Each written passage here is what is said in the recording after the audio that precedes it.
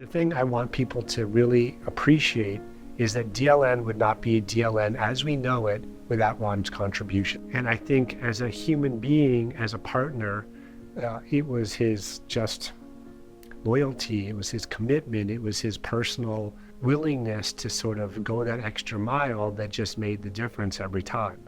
One thing that really struck me from our very first meeting was that Ron believed that every partner he brought into the DLN was being brought into a family that would benefit them professionally and also personally. And I know he viewed his work as being meaningful on that level. When I met Ron for the first time, I knew immediately he was the type of person that I'd want to have as a friend, and he's the type of person that I'd want to have in my corner. He was such a good listener, and I think that that is a trait that is kind of hard to come by these days. He cultivated our partners, and he built that aspect of who we are. Ron's vibe was just peaceful. You know, he was one of those people who you could just tell him anything, talk about anything. He just made you feel really safe. He was always someone you could rely on at the DLN events. Walking into those rooms full of impressive and capable people can be really intimidating.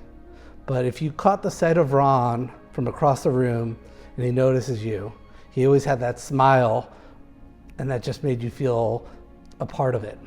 He's an extremely confident person, you can feel that, yet he really doesn't have a big ego. That combination is not common.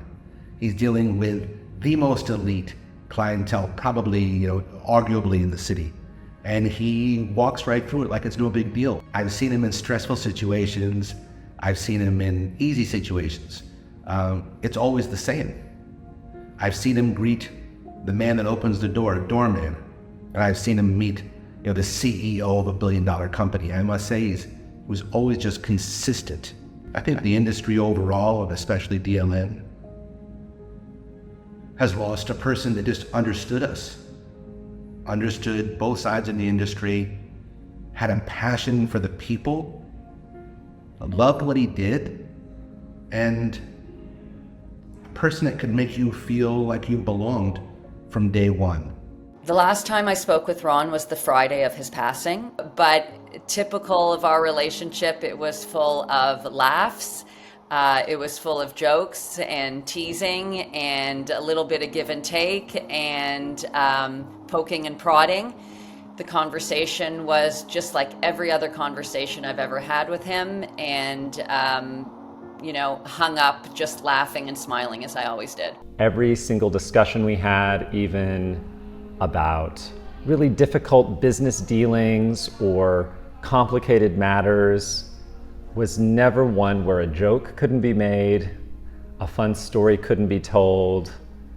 I was constantly getting updates on the kids. I was updating him on my family. No matter what we were talking to Ron about, there was always an undercurrent of checking in about family, checking in about the things that mattered, and I'll always carry that with me. He focused on building deep, meaningful relationships, one person at a time. When I first met Ron, or when we first really got to know each other, he was just having his first child, and was going through all of the nervous energy that a new parent has, in anticipation, and then obviously through his second, and then moving from the city into the country and all those different life milestones. I feel like we always started a business conversation with the personal conversation. I loved how much he loved his wife. Jennifer is so cool. He was so lucky to have her. And they were so lucky to have each other. I really admired the guy. He had his priorities straight. He loved his family. He loved his job. He took such great care of everyone that I got to watch him take care of. If I had to let his children know what we would be missing, it would be a friend, first of all, a tireless advocate for our industry, and one of the rare, really good people. He will forever be in my heart as somebody who's meant a lot to me over the years. To Ron's boys, I would say your dad brought people together. And that was his job. He was great at his job, but there was always, above and below his professional duties, a very good man who really wanted to see people bond, unite, form friendships. There is so much to be proud of in the legacy that he left behind.